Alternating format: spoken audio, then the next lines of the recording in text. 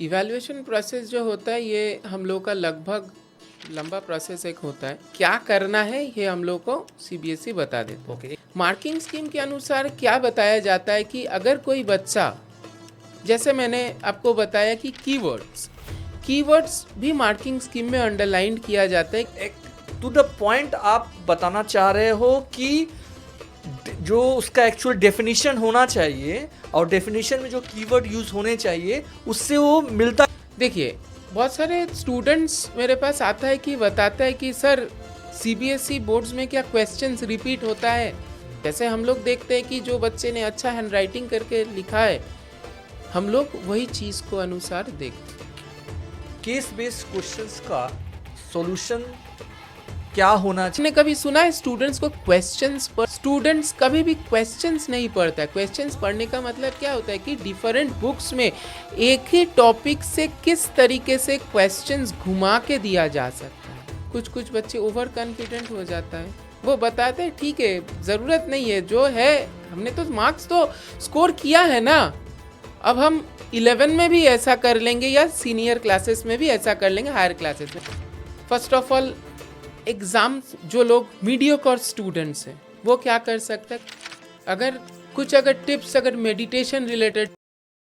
तो शयन, आप एज ए टीचर आपने 2 बुक्स भी लिखा, इसके अलावा आप बोर्ड्स के पेपर भी चेक करते हो, तो आप कुछ इवैल्यूएशन प्रोसेस के बारे में कुछ बता पाओगे हमारे ऑडियंस को? देखिए, इवैल्यूएशन प्रोसेस जो होता है ये हम लोग का लगभग लंबा प्रोसेस एक होता है। क्या करना है ये हम लोग को सीबीएसई बता देता है। ओके, इंस्ट्रक्शन मिलता है आपको? इंस्ट्रक्शंस हम लोग को ये तो मिलता सारे है। सब्जेक्ट्स के लिए इंस्ट्रक्शन सेम होता है या पेपर वाइज आपका इंस्ट्रक्शन अलग होता है? देखिए, ये subject to subject instructions depend करता है। ओके। अगर मेरा सब्जेक्ट है बिजनेस स्टडीज़ और एंटरप्रेन्योरशिप, इसका जो इंस्ट्रक्शंस होगा रिलेटेड टू इंग्लिश साइंस का इंस्ट्रक्शंस ये नहीं होता है। ये सब्जेक्ट टू सब्जेक्ट वैरी करता है। Even all subject to subject ये आपका क्वेश्चंस भी वैरी करता है। ऐसा नहीं कि मेरा इंग्लिश है तो सेम पैटर्न क्वेश्चन होगा, लगभग एक साथ ही होता है लेकिन अंतर रहता है क्वेश्चंस में। अच्छा, एक नॉर्मल सा स्टोरी, मतलब जो हम लोग समझते आए हैं अभी तक कि जो ज़्यादा लिखता है उसको ज़्यादा मार्क्स मिलता है, जो कम लिखते हैं उसको कम मार्क्स, इसमें कितनी सच्चाई है? देखिए, बहुत सारे स्टूडेंट्स बताते हैं कि हम लिखते तो हैं, पेज लिखते तो है, मेहनत तो करते हैं, लेकिन मार्क्स नहीं आता है। ये एक प्रॉब्लम आ जाता है।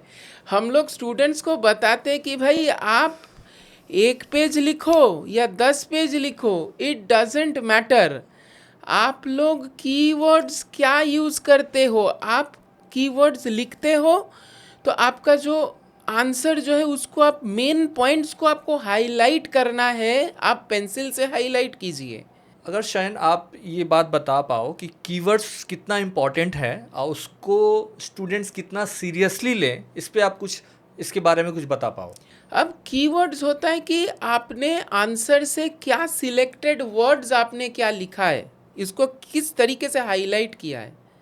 अगर क्वेश्चन में आपसे पूछा जाता है कि what do you mean by management, okay, अब बच्चा लिखेगा कि management means as the managing the men tactfully for doing the entire task effectively and efficiently in order to achieve the organisational goals. अब ये चीज़ हम बताते इस आंसर में आपका कीवर्ड्स कहाँ पे बैठेगा या कीवर्ड्स कैसे आप हाईलाइट करोगे। इफेक्टिवली एंड एफिशिएंटली वर्ड को आप हाईलाइट कर दो। अकॉर्डिंग टू दैट हम लोग ये मार्किंग स्कीम्स में देखते हैं, इफेक्टिवली एंड एफिशिएंटली अब ये हाईलाइटेड हो जाएगा। नेक्स्ट हम लोग क्या देखेंगे कि मैनेजमेंट किस चीज़ में सहायता करता है, गोल अचीव करने के लिए, गोल अचीवमेंट को आप अंडरलाइन कर दो। ये चीज़ हम लोग कीवर्ड्स के अनुसार हम लोग यही कीवर्ड्स देखा जाता है कि आपने ये वर्ड्स यूज़ किया है कि नहीं। अगर आपने ये वर्ड्स यूज़ किया है तो you will get the full marks. अभी आपने मार्किंग स्कीम के बारे में बोला, तो सीबीएसई मार्किंग स्कीम को कितना ज़्यादा फॉलो करती है? मार्किंग स्कीम बहुत स्टूडेंट बताता है कि सर मार्किंग स्कीम क्या है। लगभग ये मार्किंग स्कीम्स होता है, ये एक पैटर्न होता है जिसके अनुसार हम लोग को चेकिंग करना होता है। अभी आप देखेंगे कि बहुत सारे वेबसाइट्स में होता है कि मार्किंग स्कीम्स आर अवेलेबल। वो जब चीज़ हम देखते हैं मुझे ही हंसी लगता है कि भाई ऐसा मार्किंग स्कीम कब बाज़ार में आ गया या वेबसाइट्स में कब पब्लिश होना चालू हो गया। तो ये सब चीज़ लगभग बच्चे लोग कैरी फॉरवर्ड हो जाते हैं कि हाँ ऐसा होता है वैसा होता है। मार्किंग स्कीम के अनुसार क्या बताया जाता है कि अगर कोई बच्चा, जैसे मैंने आपको बताया कि कीवर्ड्स भी मार्किंग स्कीम में अंडरलाइन किया जाता है कि वही कीवर्ड्स बच्चे ने लिखा है कि नहीं मार्किंग स्कीम में जो मेंशन है वो चीज़ उसने लिखा है कि नहीं। अगर नहीं लिखा है, ऐसा हो भी सकता है कि मेरा जो आंसर है वो मार्किंग स्कीम से मैच नहीं हो रहा है, कोई बात नहीं, अगर आंसर सही है we are giving the mark. Suppose कोई एक आंसर है कि प्रोडक्ट, ठीक है, अब प्रोडक्ट ने बच्चे ने बहुत सारी चीज़ लिख दिया है, लेकिन हम लोग देखते हैं कि पर्टिकुलर कीवर्ड यूज किया है कि नहीं, फर्स्ट थिंग। और देखते हैं कि वो जो मार्किंग स्कीम के अनुसार जो क्वेश्चंस आंसर उसने जो मार्किंग स्कीम में जो लिखा हुआ है उसके अनुसार कहाँ तक वो मैच करता है। तो एक टू द पॉइंट आप बताना चाह रहे हो कि जो उसका एक्चुअल डेफिनेशन होना चाहिए और डेफिनेशन में जो कीवर्ड यूज होने चाहिए उससे वो मिलता जुलता है कि मिलता जुलता है कि नहीं, ये मतलब सही होना चाहिए। कीवर्ड भी अगर डाल दिया किंतु उसका एक्सप्लेन अलग कुछ कर दिया हो रहा है, ये कोई बात नहीं। हम लोग देखते हैं कि भाई आपने कहाँ तक सही किया है। ओके, मतलब पूरा का पूरा वो रॉन्ग नहीं होगा। पूरा का पूरा रॉन्ग अगर कोई बच्चा होता है कि वो पूरा का पूरा कीवर्ड्स भी नहीं दिया है, उसका नहीं हो रहा है आंसर्स, ये होता है कोई कुछ बच्चे का। उसके अनुसार भी हम लोग देखते हैं कि वो बच्चा क्या किया है, क्या लिखा क्या है। एक चीज़ देखते हैं कि उसका वो टेंशन में रहता है। स्टूडेंट एग्ज़ाम हॉल का एक टेंशन रहता है, अब टेंशन में वो स्टूडेंट्स गलत शलत लिख देता है। एक्चुअली मैं यही बोलने वाला था कि हम लोग का भी बचपन ऐसे ही गया हुआ है। हाँ। पढ़ के तो बहुत जाते हैं, एग्जाम में ब्लैंक हो जाते हैं, क्या बोलना है, क्या क्वेश्चन का आंसर है, क्वेश्चन का कुछ पैटर्न अगर घुमा दिया क्वेश्चन तो हम लोग आंसर ही भूल जाते हैं कि नहीं वो आंसर होगा या नहीं होगा। क्यों नहीं कर पा रहा है? The reason is that first तो होता है कि एग्ज़ाम प्रेशर, एक फियर बनता है। तो मेरा यही सजेशन रहेगा उन बच्चों को, जैसे आप जो पढ़ रहे हो उस चीज़ को फर्स्ट आप लिखो। एग्जैक्टली। लिखना मतलब एक बार दो बार नहीं, लिखना मतलब होता है एक चीज़ को आप 10 से 15 बार या 20 टाइम 20 सॉरी टू इंटरप्ट, ये बात आप घर में प्रैक्टिस करने के लिए बोल रहे हो? हाँ, ये घर में प्रैक्टिस करने के लिए ही है। जैसे एग्ज़ाम हॉल में आपको लिखना है तो लिखने के अनुसार आपको क्या ध्यान में देना है? आपको ध्यान में देना है कि मेरा पेपर 3 घंटे के अनुसार कंप्लीट होना चाहिए। जैसे CBSE में होता है कि 3 घंटा में आपको कंप्लीट करना ही है पेपर, अगर नहीं होता है तो इन्विजिलेटर आके आपसे एग्ज़ाम पेपर छीन लेगा।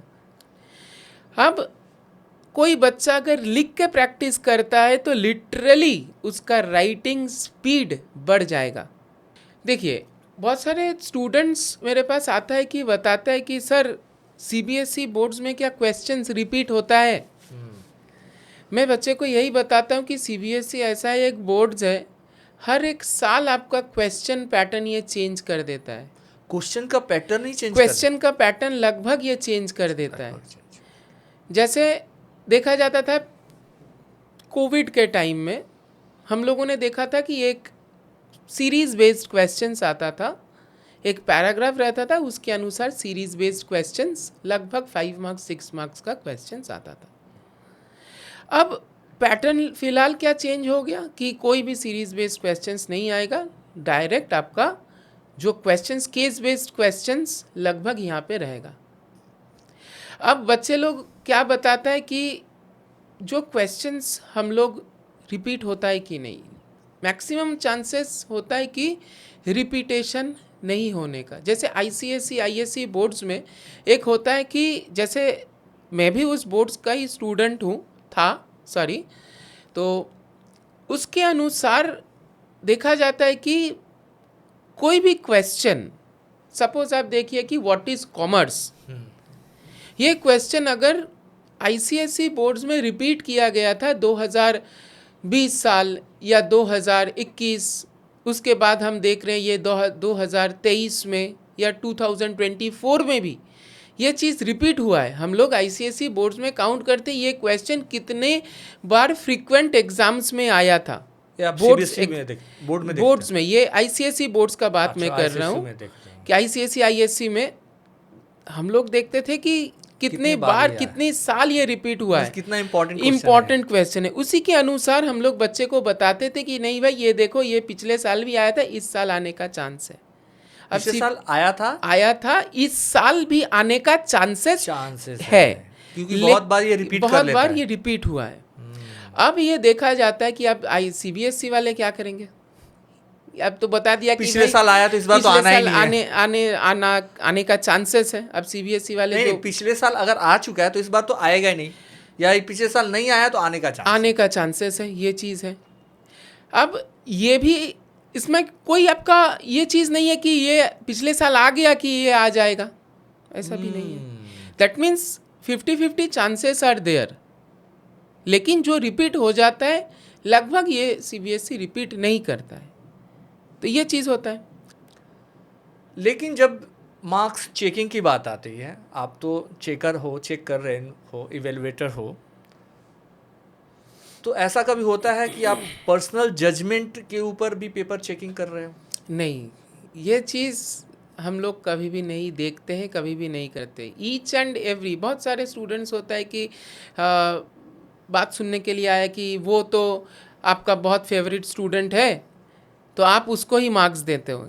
बहुत सारे जब हम लोग भी जब स्टूडेंट्स थे, हम लोग भी टीचर्स को बताते कि मैम बायस हो रहा है, ये चीज़ तो आपका वो फेवरेट स्टूडेंट है ना, तो इसलिए आप, मैम सर ये फेवरेट स्टूडेंट है, आप इसलिए इसको मार्क्स दे रहे हो। लेकिन जिस दिन मैंने ये टीचिंग सेक्शन में आया, उस दिन मुझे देखना पड़ा कि हर बच्चा इक्वल है, नो बायसनेस। आप अगर सही लिखते हो तो सही, you will get the marks. आप अगर गलत लिखते हो, 0। आप जिस सब्जेक्ट्स के लिए पेपर इवेलुएट करते हो, या अदर आपके कलीग भी होंगे जो पेपर इवेलुएट करते हैं, तो आप लोगों में डिस्कशंस भी होता होगा। तो ऐसा कोई कॉमन मिस्टेक्स जो ज़्यादातर बच्चे करते हैं सब इन बोर्ड एग्ज़ाम्स में? देखिए, बोर्ड एग्ज़ाम्स में बच्चे जो कॉमन मिस्टेक कर देता है वो चीज़ होता है उसका हैंड राइटिंग क्लियर नहीं होता है। ओके। मुझे पता है कि ये 3 घंटे में इसको कंप्लीट करना है। स्टूडेंट्स का दिमाग में एक प्रेशर आता है कि 3 घंटे के अनुसार मुझे इसको कंप्लीट करना ही है। अब जब ये कंप्लीशन के बाद आ जाते तब वो जल्दी जल्दी लिखना स्टार्ट कर देता है। अब एक इवैल्यूएटर तो एक कॉपी नहीं देखता है, लगभग piles of copies are there. अगर उसको वो चीज़ या इवैल्यूएटर जो ये चेक कर रहा है अगर उसको समझ में नहीं आता है तो very bad luck for that student. ये चीज़ देखना है। ये मिस्टेक होता है। और एक चीज़ होता है कि लगभग बच्चे लोग कॉपी में नीटनेस बरकरार नहीं करता है। जैसे हम लोग देखते हैं कि जो बच्चे ने अच्छा हैंड राइटिंग करके लिखा है, हम लोग वही चीज़ को अनुसार देखते हैं। हम लोग वही चीज़ को अनुसार अच्छी तरीके से देख लेते कि अच्छा ठीक है, अब एक बार ये आंसर तो पढ़ लें क्या लिखा है। अगर कोई आंसर पढ़ ही नहीं पाएंगे तो हम इंप्रेशन खराब हो जाता है। तो how we will give the marks. उसके बाद कॉमन मिस्टेक स्टूडेंट्स लोग क्या करता है कि कौन सा क्वेश्चंस क्या लिख रहा है, नंबरिंग सही नहीं करता है। अगर आप क्वेश्चन नंबर 13 लिखते हो 13, why I am giving stress on 13, 1 3। 13 एक ही नंबर है, जैसे आप अगर थोड़ा खींच के लिखोगे तो वो बी लगेगा। बी अल्फाबेट का B for ball, B for Bombay. लेकिन वही चीज़ आप अगर थोड़ा डिस्टेंस मेंटेन करके करो, आपका ये देखने में नीट भी लगेगा। जो कॉपी देख रहा है वो उसका भी कम खटनी होगा, मेहनत कम लगेगी। एक और बात बताओ आप, ये भी इम्पोर्टेंट है। जो बच्चे जैसे पॉइंट्स होता है या कभी आंसर्स लिखते हैं तो अंडरलाइन का यूज़ करते हैं। तो अंडरलाइन जो करना होता है वो कैसे करे, ये कितना इम्पोर्टेंट है और कहाँ कहाँ पे करे, ऐसा कुछ? देखिए, एक तो आ जाता है आपका नीटनेस बरकरार रखना है।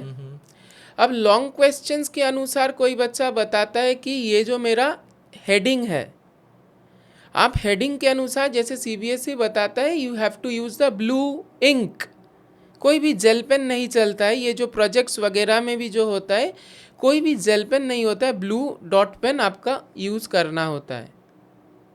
अब कोई स्टूडेंट्स ब्लैक से भी लिख लेता है, तो ये एक्चुअली इसका रूल्स नहीं है लिखने का।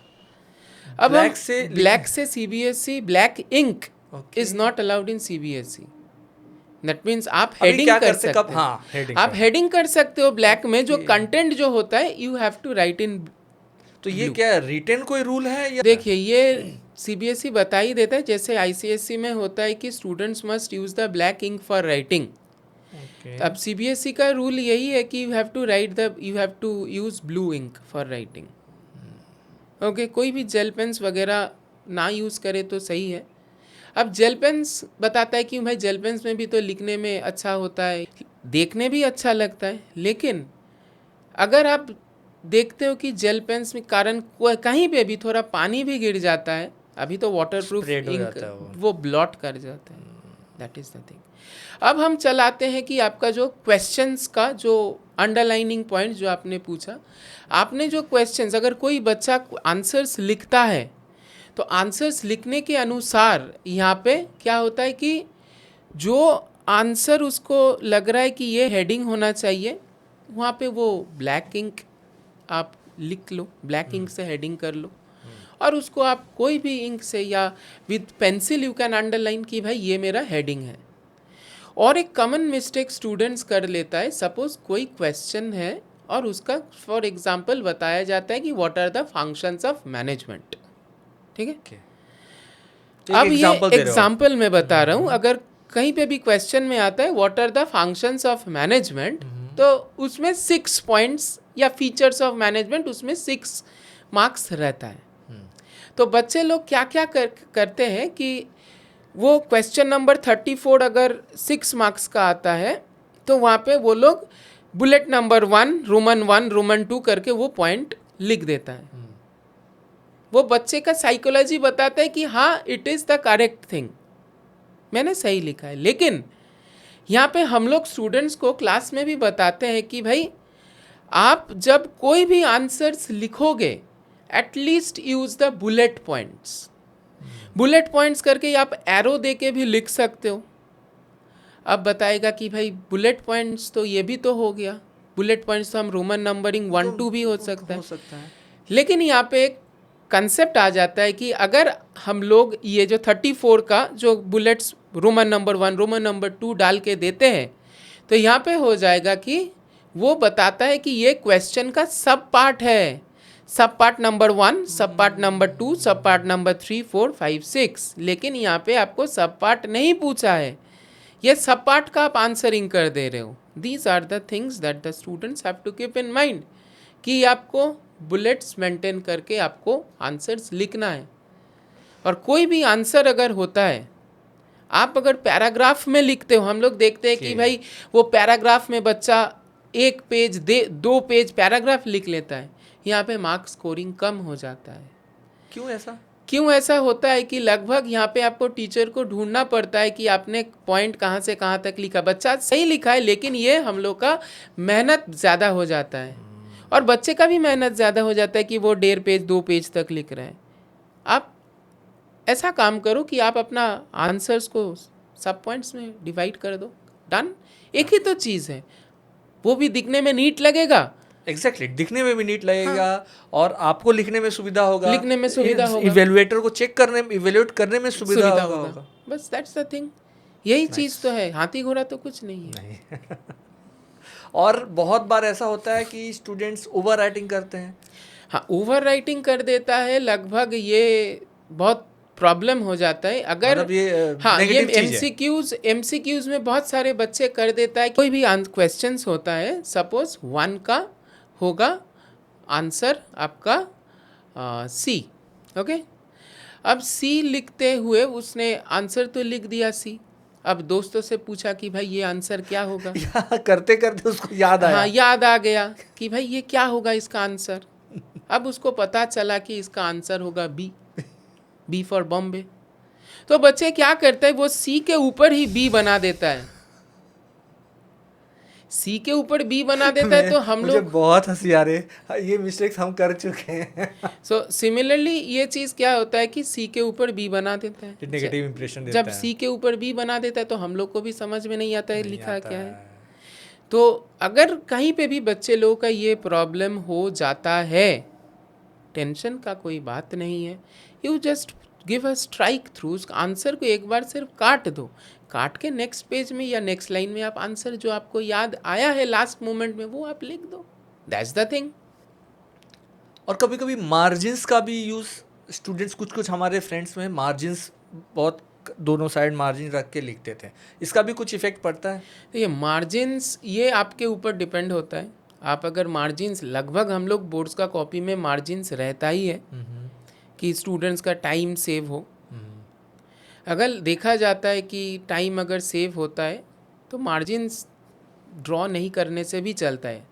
अगर स्टूडेंट्स को लगता है कि हाँ मुझे और भी नीटनेस बरकरार रखना है अपना कॉपी में, they can do the margins, they can draw the lines, और उसको लाइन खींच के उसको आंसर लिख देने से भी, हम लोग कभी टीचर्स भी कहते थे कि आप जो भी आंसर्स लिख रहे हो जहाँ पे आपका आंसर ख़त्म हो रहा है उसमें एक लकीर खींच दो। क्यों?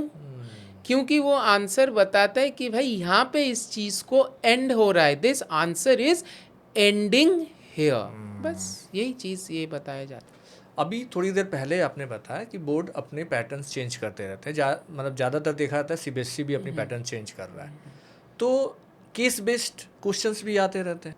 तो केस बेस्ड क्वेश्चंस का सॉल्यूशन क्या होना चाहिए, या जो इवेलुएटर्स होते हैं वो कैसे मार्किंग करें, क्या उनका एक्चुअल चेक करने का तरीका होता है? देखिए, केस बेस्ड क्वेश्चन जो होता है बच्चे का यही बीमारी हो जाता है।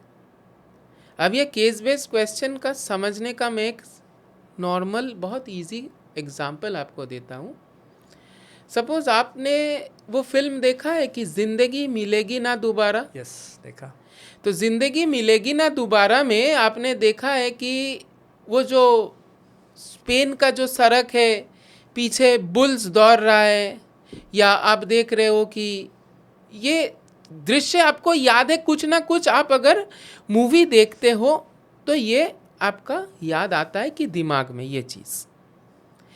अब मैं अगर आपसे पूछूं कि एक वही मूवी का क्लिप अगर मैं आपको दिखा देता हूं और मैं आपसे पूछूं कि ये क्लिप कहाँ आपने देखा था, किस टाइम में आपने ये देखा था, तब आप बताएंगे कि भाई ये चीज़ तो यहाँ पे ये हुआ था, इसके अनुसार ये घटना हुआ था। तो केस बेस्ड यही होता है कि आपको एक एक सिनेरियो दिया जाता है। अब जब ये सिनेरियो दिया जाता है, आप ये सिनेरियो को कैसे सॉल्व करेंगे? फर्स्ट होता है आपका बुक्स, जो कंटेंट, जो आपका जो कुछ भी है स्टडी मटेरियल, उस चीज़ को आपको अच्छी तरीके से पढ़ना है।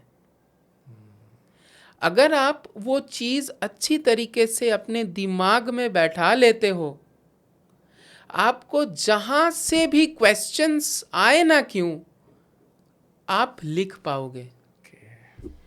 अब आप बताओगे कि भाई केस बेस्ड क्वेश्चंस है, हम इसको सॉल्व कैसे करें? अब क्या आ जाता है, how the students will get good marks here.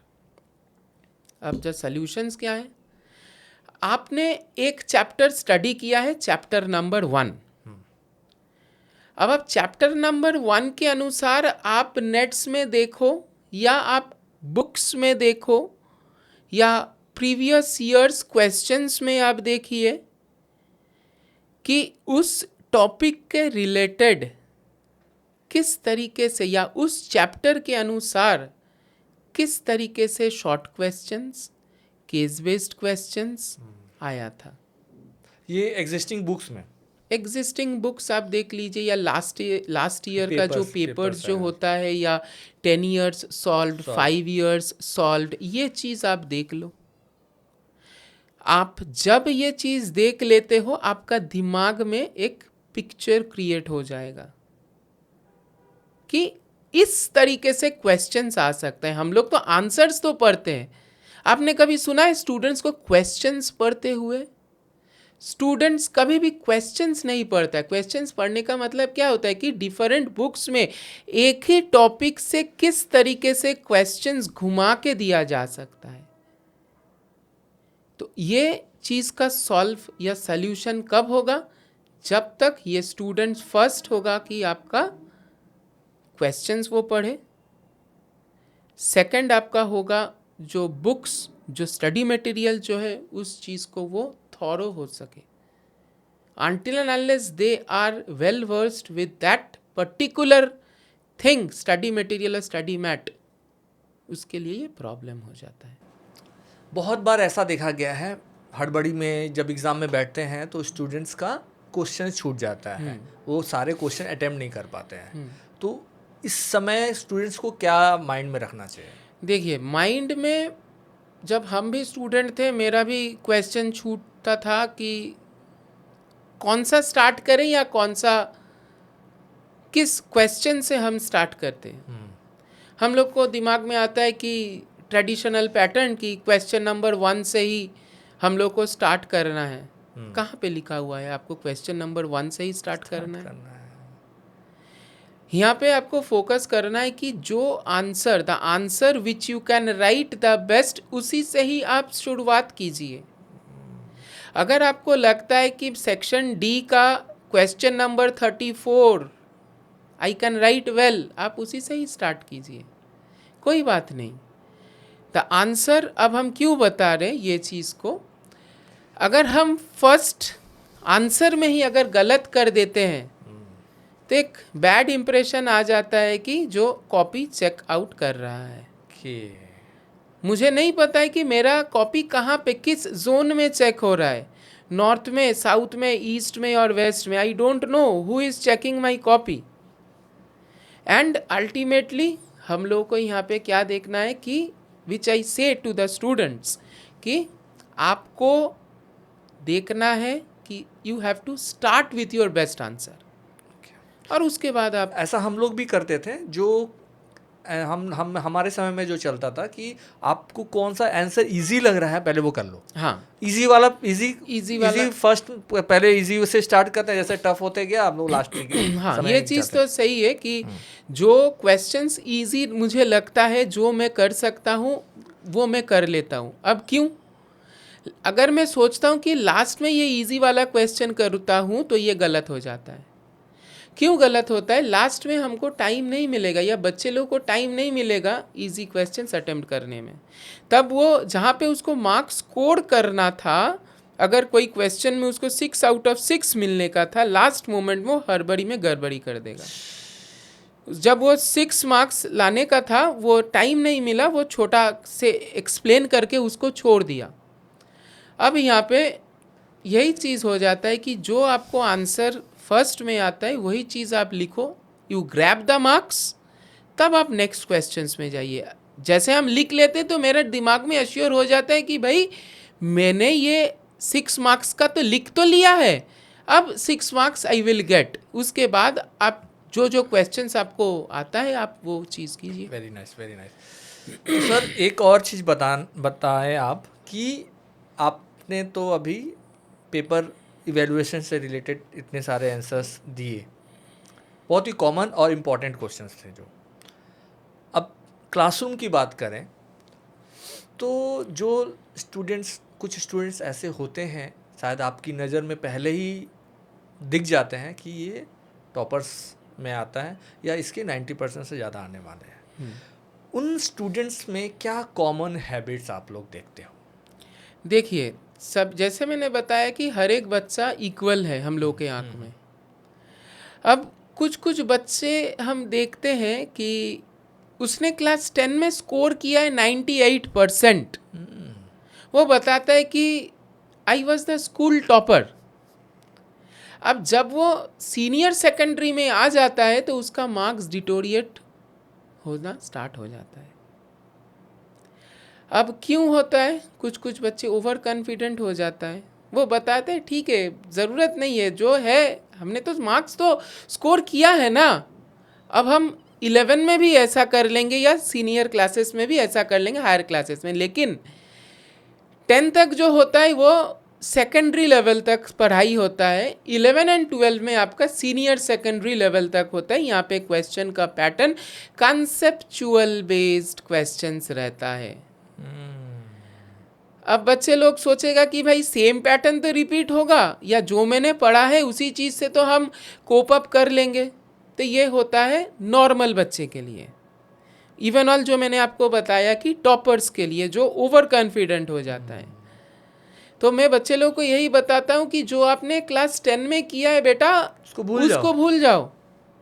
अभी आपका नया चैप्टर स्टार्ट हो रहा है class 11, it's a hello and heaven difference. आप यहाँ पे अगर पढ़ाई में ध्यान नहीं दोगे तो आपका कुछ नहीं होगा, तो आपको मतलब कुछ नहीं होगा, मतलब यू मार्क्स आपको उतना अच्छा नहीं मिलेगा, आपको एवरेज मार्क्स ही मिलेगा। ठीक अपोजिट में अगर मैं आपसे ये पूछूं कि ऐसे भी स्टूडेंट्स हैं जो अब तक मतलब अप टू क्लास 10 तक एवरेज या बिलो एवरेज थे, बट उनको अगर टॉपर की कैटेगरी में आना है या एक एक्सीलेंट परफॉर्मेंस देना है तो अपने आप में क्या चेंज लाएं?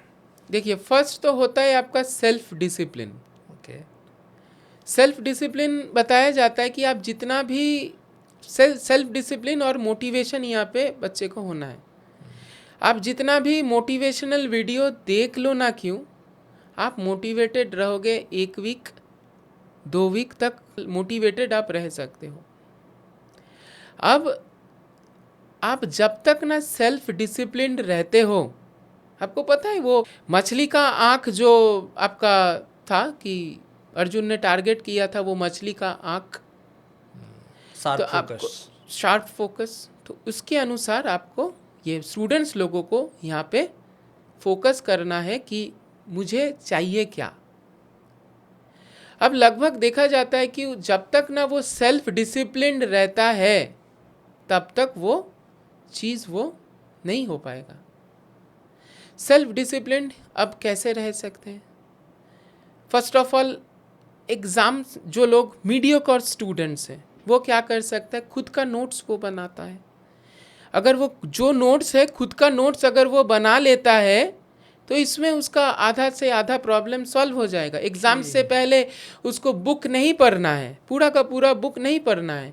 यहाँ पे आपको स्मार्ट वर्क भी करना है, हार्ड वर्क भी करना है। हार्ड वर्क आपको प्रैक्टिस करना है, इसका कोई सब्स्टिट्यूट नहीं है। और स्मार्ट वर्क है, आपको एग्ज़ाम से पहले क्या पढ़ना है ये आपको पता होना चाहिए। आपको आप जब तक ना खुद से अंदर से आवाज़ आएगा ना कि भाई मुझे ये करना है, जैसे मैंने जो बुक लिखा है, I have also faced a lot of problem, तो मेरा दिमाग में था कि भाई ये मुझे करना ही है, मुझे ये प्रोजेक्ट कंप्लीट करना ही है एट एनी कॉस्ट, कुछ भी बाधाएं आ जाए, जब तक ना ये होता है। नेक्स्ट मैं आपको बताता हूँ कि ध्यानचंद, एग्जाम्पल जो था ध्यानचंद का। अब ये ध्यानचंद कौन थे कि he was the hockey player. जब ये ध्यानचंद प्रैक्टिस करते थे तब लगभग देखा जाता था कि वो ट्रेन के पटरी में प्रैक्टिस करते थे। जैसे वो हॉकी स्टिक से जब वो बॉल जब ले जाते थे फील्ड में, मैदान में जब वो खेलते थे ना, कोई उससे वो हॉकी स्टिक से उसका बॉल को अलग नहीं कर पाता था। तो मैच रोक के उसका हॉकी स्टिक वहाँ पे तोड़ के देखा गया था कि भाई आपने कोई मैग्नेट वगैरह तो नहीं लगा के रखा है हॉकी स्टिक में, या कोई ग्लू तो नहीं लगा के रखा है अपने हॉकी स्टिक और बॉल के बीच में, क्यों कोई नहीं छीन पा रहा है उससे बॉल? ये लगातार होता है प्रैक्टिस के अनुसार। यहाँ पे एक क्वेश्चन रह गया था शायद कि बहुत बार ऐसा देखा गया है, आप जिस एज के बच्चों से आप इंटरेक्ट करते हो सके तो आपका स्कूल अगर कोएड हो तो आपने फेस किया होगा कि उस एज में एक गर्लफ्रेंड बॉयफ्रेंड वाला इशू भी बहुत आता है। पढ़ाई के अलावा ये भी उनके स्ट्रेस का भी रीज़न होता है। तो ऐसे सिनारियो को अगर पेरेंट्स नहीं समझ पाए, तो चाहे वो बॉयज़ हो या कोई गर्ल हो, बॉय हो या कोई गर्ल हो, उसको आप क्या सजेशन दोगे? मेरा यही सजेशन रहेगा कि देखो, आपको स्कूल में आप जाते हो, स्कूल में आप पढ़ाई के लिए जाते हो, तो इस सिनेरियो में अगर हम फ्रैंकली बताते हैं कि एजेस में एक टर्म आता है infatuation, where we are attracted towards each other. Infatuation is that scenario. Now अगर ये चीज़ पेरेंट्स को पता चलता है that one of my daughter और one of my son is entangled or had fallen in the trap of infatuation,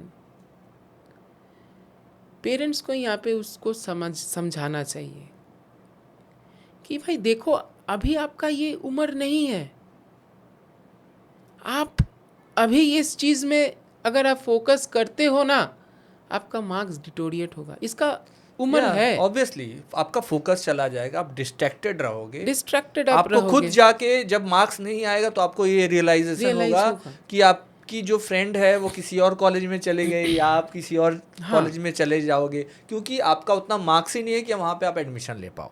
ऐसा भी बहुत सारा सिनेरियो आता है मेरे साथ, या हम लोग भी बहुत ये सब चीज़ फेस किए। तो मेरा ये कहना है, चाहे आप बॉय हो या गर्ल हो, आप जी तोड़ मेहनत करो अपने फोकस के लिए, करियर के लिए। और आपके फ्रेंड्स अगर आपको अगर उतना ही फ्रेंडशिप अगर मजबूत है, बॉन्डिंग उतना अच्छा है, तो वो भी मेहनत करके एक अच्छे भविष्य के लिए, अच्छे कोर्स के लिए आप साथ में एडमिशन ले लेना ना। अभी वो सिनेरियो में पढ़ के डिस्ट्रैक्ट होके अपनी पढ़ाई को क्यों स्पॉइल करना? फायदा नहीं। इसमें अल्टीमेट कोई रिजल्ट नहीं होगा। नहीं, रिजल्ट खराब होता है। अभी हम लोग जिस एज में हैं, I am going to be in 40s, तो हम लोग एक सिनेरियो अभी फील कर रहे हैं कि ज़्यादातर ये जो मिस कल्चर आप बोलो या जो ट्रेंड अभी आपने जिसका जिक्र किया अभी, इसमें अगर बच्चे पढ़ाई पे फोकस करके या कुछ मेडिटेशन भी अगर करें ना, तो वो अब इस चीज़ों से उनको बहुत फ़ायदा होगा। ये मैं बहुत सारे अभी मेरे पॉडकास्ट में भी बहुत सारे गेस्ट को बुलाया जो स्पिरिचुअलिज्म, जो मेडिटेशन कर रहे हैं, डिफरेंट लेवल पे कर रहे हैं। उन्होंने भी ये सजेस्ट किया कि बच्चे जो जिस तरह से डिस्ट्रैक्ट हो रहे हैं, उनके लिए अभी अगर वो थोड़ा सा भी टाइम लेके 10 minute 15 minute half an hour, अपने पढ़ाई तो हर 24 घंटे आप नहीं कर सकते, नहीं कर पाओगे, तो आप मेडिटेट करना, थोड़ा एक्सरसाइज करना, ये आपको और ज़्यादा फोकस बढ़ाएगा और आपका थॉट प्रोसेस में क्लैरिटी देगा कि आपको क्या करना है, क्या नहीं करना है, क्या आपका किस चीज़ को आपको डिसिप्लिन में लाना है, किस चीज़ से डिस्ट्रैक्ट नहीं होना है। हाँ, ये तो सही बात है कि एक मेडिटेशन ज़रूरी है स्टूडेंट्स लाइफ के लिए। अगर टिप्स अगर मेडिटेशन रिलेटेड होता है कि आप कोई बच्चा कंसंट्रेट नहीं कर पा रहे, वो भ्रामरी जो प्रोसेस जो होता है, भ्रामरी मेडिटेशन प्रोसेस, वो अगर दिन में 5 मिनट या 10 मिनट वो कर लेता है तो उसका कर लो ना, अल्फा वो जो गामा रेज या मुझे उस चीज़ का पता नहीं है कि वो आपका दिमाग में एक इम्पैक्ट लाता है, बहुत अच्छा पॉजिटिव ये चीज़ के ऊपर बच्चे लोग को काम करना है। लगभग अभी तो आ जाता है कि देखिए कि आप मोबाइल फोन्स, कुछ भी हो रहा है मोबाइल फोन्स, नहीं, इस चीज के लिए मैं अगेंस्ट में नहीं हूँ मोबाइल फोन्स, लेकिन मोबाइल फोन्स का एक्सेसिव यूज हो रहा है। मोबाइल फोन से आप कंटेंट क्रिएट करो, कंटेंट देखो, स्टडीज करो, व्हाटसोएवर, लेकिन यहाँ पे आपका देखा जाता है कि excessive use of the mobile phone, excess game खेलना, अभी आप देखना कि बच्चा बहुत वायलेंट हो जा रहा है। तो शायन, अब हम इस पॉडकास्ट का, इस कन्वर्सेशन का एंड कर रहे हैं। काफ़ी विजडम, काफ़ी नॉलेज आपसे मिला, थैंक यू फॉर दैट, और आपने टाइम निकाला हमारे लिए, हमारे ऑडियंस के लिए। और होपफुली इन फ्यूचर हम आपको इनवाइट करना चाहेंगे, उस पर भी टाइम निकाल लीजिए, Okay. ठीक है, क्योंकि इससे कुछ स्टूडेंट्स को ऐसी बातों का पता चलता है जो नॉर्मली हम यूट्यूब में पॉडकास्ट में नहीं पाते हैं। तो एक्चुअली उसी ऑब्जेक्टिव को लेकर मैंने ये पॉडकास्ट की शुरुआत की थी। तो thank you thank you sir.